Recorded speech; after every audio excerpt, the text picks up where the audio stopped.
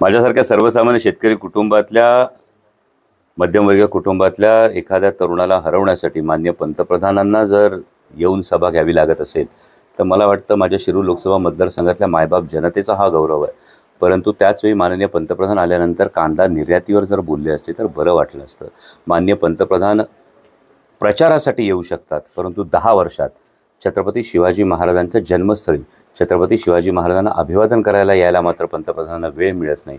यावरून प्रत्येक शिवभक्त, प्रत्येक शेतकरी ही गोष्ट समजून घेतो. कारण ज्या छत्रपती शिवाजी महाराजांनी रयतेच्या शेतकऱ्यांच्या भाजीच्या देठाला हात लागू देऊ नका ही शिकवण दिली होती, त्याच पुणे जिल्ह्यामधला, महाराष्ट्रामधला आज शेतकरी नाडला जाते. 2841 शेतकऱ्यांच्या गेल्या वर्षभरात आत्महत्या झाल्यात. आणि अशी परिस्थिती असताना आज कांदा असेल, सोयाबीन असेल, कापूस असेल, प्रत्येक शेतकरी, टोमॅटो असेल, प्रत्येक शेतकरी अडचणीत आला आहे. परंतु माननीय पंतप्रधान याविषयी चकार शब्दही बोलत नाहीत. हे दुर्दैव आहे. त्यांनी ते शब्द काढले नाहीत, परंतु शरद पवारांमुळे महाराष्ट्र राज्य अस्थिर आहे असं 45 वर्षाचा त्यांनी या ठिकाणी दाखला दिला. आणि त्याच 45 वर्षामध्ये आत्ताचं 1 वर्ष सोडला तर 44 वर्ष जे अजित पवार त्यांच्यासोबत होते ते त्या मंचावरती होते. याचं उत्तर खरं तर माननीय उपमुख्यमंत्री महोदयांनी खरं तर द्यायला पाहिजे. कारण या संदर्भामध्ये माननीय पवारसाहेबांनी काय केलं हे मंचावर बसणाऱ्या व्यक्तींना तर व्यवस्थित ठाऊक होतं. परंतु माननीय पंतप्रधानांनी पंतप्रधान पदाची जी प्रतिष्ठा आहे ती सोडून एक शब्दप्रयोग केला. आणि हा शब्दप्रयोग अत्यंत दुर्दैवी, त्याचा मी निषेध करतो. पण त्याचवेळी प्रामाणिकपणे सांगतो की होय, पवारसाहेब भटकत होते, पण ते भटकत होते सर्वसामान्य शेतकऱ्याला प्रतिष्ठा मिळवून देण्यासाठी भटकत होते. ते भटकत होते ते भारत देश अन्नधान्यासाठी स्वयंपूर्ण करण्यासाठी भटकत होते. आज 10 वर्ष तुमच्या हातात सत्ता आहे, तुम्हाला युक्रेनमधून गहू आयात करावा लागतो. परंतु 10 वर्षांपूर्वी जेव्हा पवारसाहेब कृषी मंत्री होते तेव्हा त्यांनी देश अन्नधान्याच्या बाबतीत स्वयंपूर्ण केलं होतं. यासाठी पवारसाहेब भटकत होते. शेतकऱ्याच्या बांधावर पवारसाहेब जात होते. प्रत्येक अवर्षणाच्या काळात, प्रत्येक संकटाच्या काळात, अतिवृष्टीच्या काळात पवारसाहेब प्रत्येक ठिकाणी भटकत होते. सर्वसामान्य माणसाची मान उंचावण्यासाठी भटकत होते. आणि त्यामुळे मला असं वाटतं की जर माननीय पंतप्रधान अशा पद्धतीचं विधान करत असतील आणि त्यानंतर मंचावर बसणाऱ्यांचा जर त्याला मूक दुजोरा असेल तर मंचावर बसणाऱ्यांना हे पटतंय का की मंचावर बसणाऱ्यांना बोलण्याचं सुद्धा स्वातंत्र्य नाही, हे मंचावर बसलेल्यांनी स्पष्ट करावं. तर तुम्ही तुतारी फुंकलेली आहे, परंतु एक अपक्ष तुतारी फुंकली गेली, नेमके कोण फुंकतंय हे तुतारी? सुरुवातीला असं वाटत होतं की ही लढाई ही केवळ विरोधी पक्षांबरोबर असेल, पण त्याचबरोबर या अनेक अचानक ज्या तुतारी म्हणजे तिथे असलेलं चिन्ह जे आहे ते चिन्ह जे आहे त्या चिन्हाला तुतारी म्हणायचं का हो, हा सर्वसामान्यांनी आधी प्रश्न विचारला पाहिजे. म्हणजे जे वाद्य आहे त्या वाद्याला तुतारी म्हणायचं का, परंतु त्याला आवर्जून असं म्हटलं जातं. आणि हा एक कन्फ्युजन क्रिएट करण्याचा हा प्रयत्न होतो. बरं, ही चिन्ह याआधी रेग्युलरली आमच्या तरी पाहण्यात नव्हती, तुमच्या पाहण्यात असेल तर सांगा, पण अचानक ही खूप जास्त पाहण्यात येतात. महायुतीला थेट पराभव दिसायला लागलेला आहे.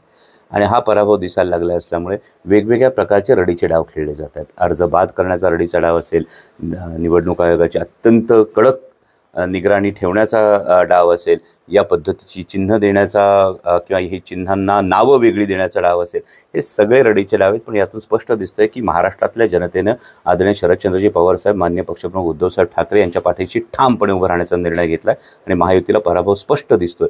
त्यामुळे अशा पद्धतीचे पैतरे खेळले जातात. आक्षेप घेणार आहात आपण त्याच्यावरती? सुप्रियाताईंनी आक्षेप घेतला होता, आपण काही आक्षेप घेणार आहात? मला वाटतं की ते चिन्ह पाहिल्यानंतर माझा मतदार हा अत्यंत सूज्ञ आहे. त्या चिन्हाला तुतारी म्हणत नाहीत हे प्रत्येकाला ठाऊक आहे.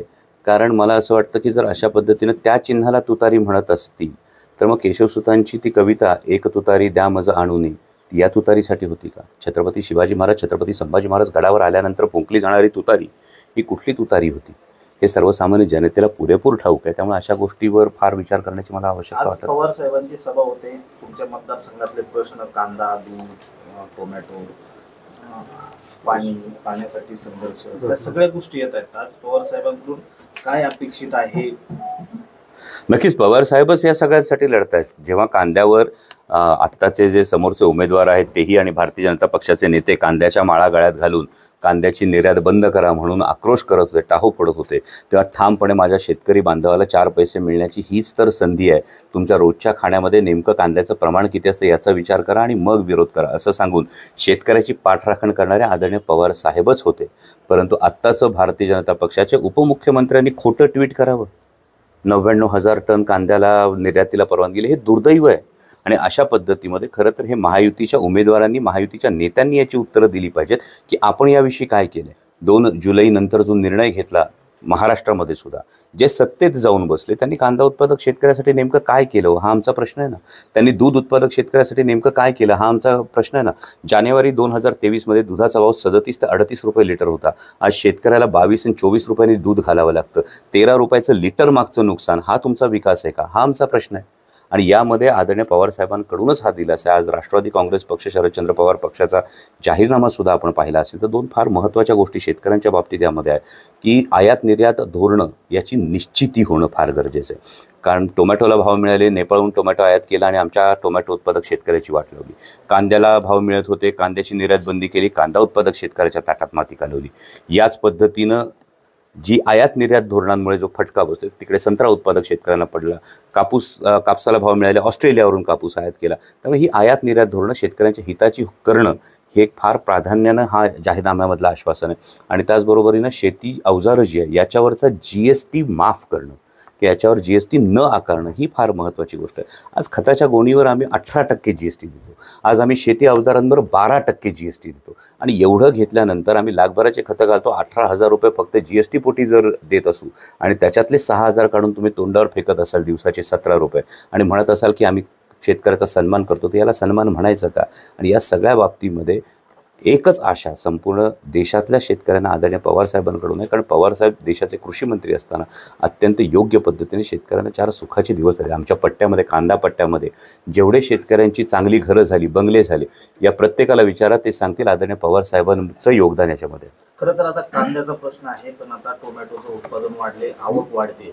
अशातच जर पुन्हा एकदा टोमॅटोचे भाव जर पडले गेले तर टोमॅटो शेतकरी तुमच्या भागातला अडचणीत येईल, अशी सगळी परिस्थिती. कारण इथला टोमॅटो उत्तर भारतात निर्यात होतो.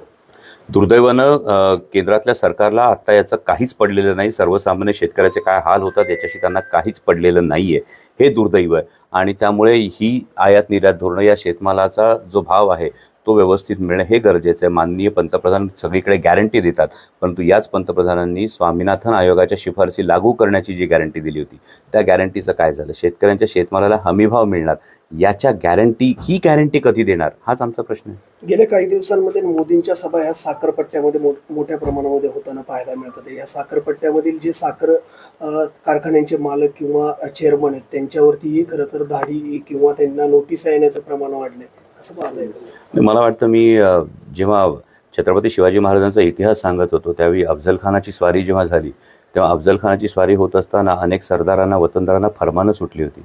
त्यातल्या काहींनी आदिलशाहीची साथ दिली, काहींनी स्वराज्यासाठी ठामपणे संघर्ष केला. जे स्वराज्यासाठी संघर्ष करत राहिले त्यांचं नाव आज इतिहासात नमूद आहे. हा आपला इतिहास आहे.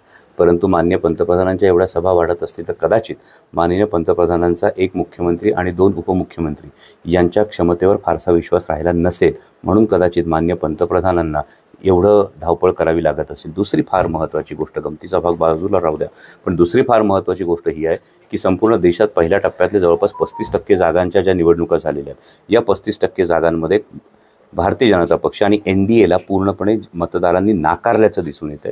आणि आता महाराष्ट्राची भूमिका ही अत्यंत महत्त्वाची असणार आहे.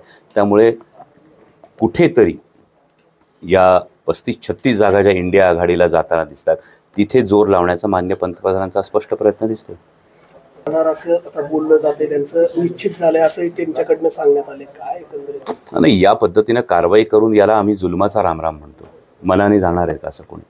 तुमच्यावर जर कारवाई झाली आणि तुम्हाला सांगितलं की अमुक या ठिकाणी जा, नाहीतर कारवाई होईल, हेच मी सांगतोय. आज लोकांना नटसम्राट म्हणून थट्टा करणं फार सोपं वाटतं, पण हा जो इतिहास आहे ना, हा इतिहास जगणं आणि समजून घेणं फार गरजेचं असतं.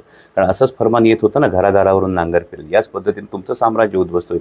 माझ्या मागे अशोक बापू उभे आहेत. अशोक बापू एक फार मोठं उदाहरण आहे की त्यांचा कारखाना अडचणीत आणण्याचा प्रयत्न होऊन सुद्धा ठामपणे आज पवारसाहेबांबरोबर निष्ठेने बापू उभे आहेत. मला वाटतं दबावापोटी असं राजकारण जर होत असेल तर मायबाप जनता हे बघतीये.